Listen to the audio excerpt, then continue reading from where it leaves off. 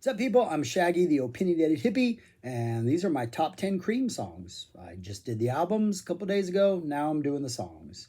Um, Only had 3.5 studio albums, like 3 full LPs, and then a half.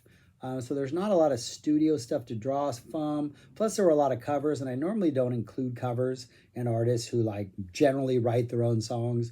But I did this time because I think two of their covers, especially when you go to like their live stuff, are essential. So yeah, there's two covers, but I am going to bump them to the back of the list because they're covers. But yeah, this is it, man. Not a lot of songs to choose from, obviously, because there's only 3.5 studio albums, and one of those halves is literally just 3 songs. But anyways, and 2 of those songs are on this list, so give that away. But yeah, that's it. I'm gonna go through them, talk through them. At the end of the video, I will literally put the list on the screen so you can look at it if you're a visual learner. I teach kindergarten. I got to cover all my bases. Though I have nothing tactile for you to feel for these songs if you're a tactile learner. But anyways, number 10, a cover. I'm So Glad. Awesome little song off their first album, towards the end. And just one of those songs that is a monster live. Or not a monster live, but it gets stretched out, and the jam is really good, and the energy is really good. And they take what is essentially like a 2.5 minute cover song, and they it's like 4 minutes on here. So already the original is pretty good, but they kind of double the length, and they just kind of stretch it out a little live. And I really like that. But it's just a really good song. I'm so glad. I like the energy. It's a good 60 song. Just works really well.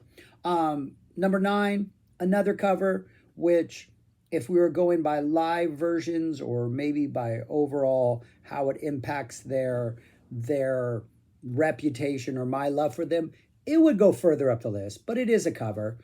Spoonful, love what they do to Spoonful. Love the performance of this, love the singing of this, love the guitar playing in this, love everything. We have a couple live versions where they stretch it out and it gets really nice and long and indulgent and jam bandy, and they go so many incredible places, and such an amazing band live. And the things they do to Spoonful are fantastic. So that has to be on the list, number 9.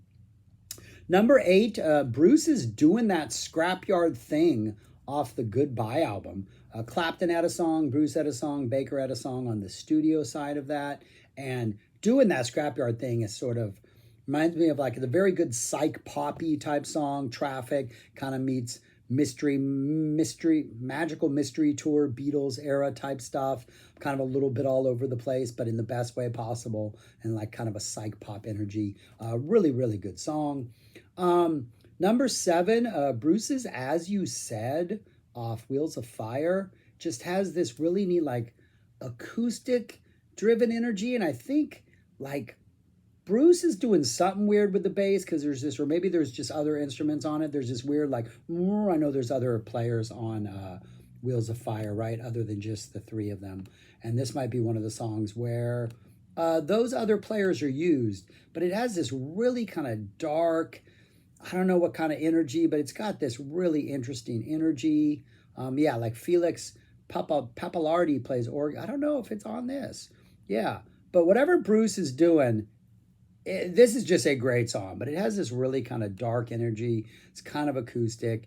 It kind of, again, I talk about on the album, it just kind of reminds me of the direction Bruce would go in some of his solo stuff, kind of a darker type feeling, just these really almost like they feel traditional or classical, or they feel like they're these old songs that Bruce is like reinterpreting and bringing, like updating, but they're not. They're new songs. He's writing them.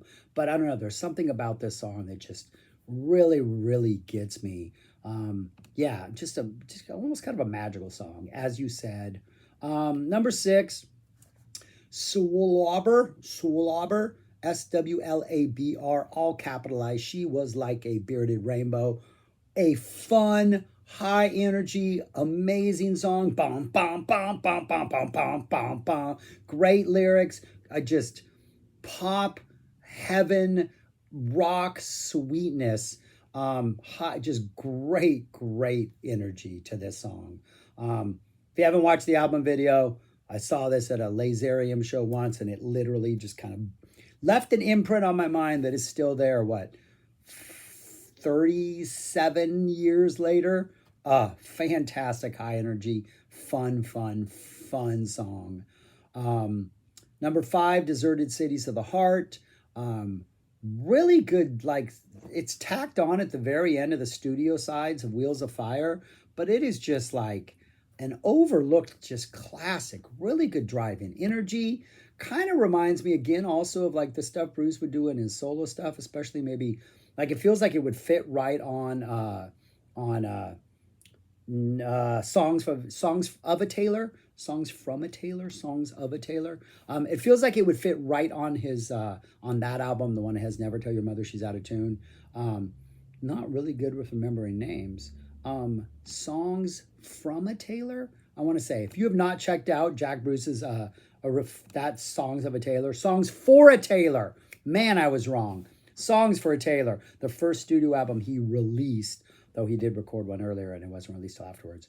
Fantastic album. But for some reason, Deserted Cities of the Heart just feels like it could be on there. But there's a live version of that on Live Cream 2 that is fantastic. Still really good song. Number 4, Politician. Love the song. Dark energy. I think it captures whatever most politicians are. It has almost like, kind of feels like it comes from the Spoonful family of like dark, menacing blues. Live versions are great. I've always kind of, in my mind, coupled it with David Bowie's Sweet Thing in a Candidate. That dark energy of Candidate and Politician seem to go really well together. But yeah, fantastic song. Number 3, Tales of Brave Ulysses. Another just, you get the great bass play, you get the incredible drum work. Some of my all-time favorite drum work by Baker is on this song. Just the drop-in jam that they go into a couple times in it. Oh, just another one of those songs where, like, I don't know, it just, you feel like you're in another place. Jack Bruce has this ability to write songs that really just kind of almost seem like they're from like an earlier era, like from like centuries ago. Like, not in like the music, like they're not classical or anything like that, but just the vibe and the energy and the storytelling. Like he's tapped into some like much earlier, more like primitive or less developed energy. And this is another one of those songs that just has that just indescribable like sound that Jack Bruce can bring in some of his songs. Tales of Brave Ulysses. Absolutely fantastic song. I'm assuming this was a Bruce one, right? I didn't check. I think Bruce wrote this one, right? But yeah, just great song. We got to go back and see if Bruce wrote this song. I'm pretty sure he did. I don't want to give him credit if it's a Clapton song, but I'm pretty sure it's a Bruce. Yeah, it's a Bruce song. No, it's a Clapton song. Clapton wrote the song, but I guess it's Bruce's vocals that bring that sort of like that age-old sound to it. Yeah, Clapton wrote the song. Good on you, Eric Clapton. Good for you, buddy. All right, number 2 is NSU. Yeah, the studio version is great. It's definitely not as absolutely mind-blowing as the long jammy versions, which are like 3-4 times longer than the studio version, but just love the driving energy of this and the lyrics and just everything about this. Just a really good, solid, like almost 3 minutes of like pop psych rock that's fantastic. And then my number 1 Cream song, it's Badge.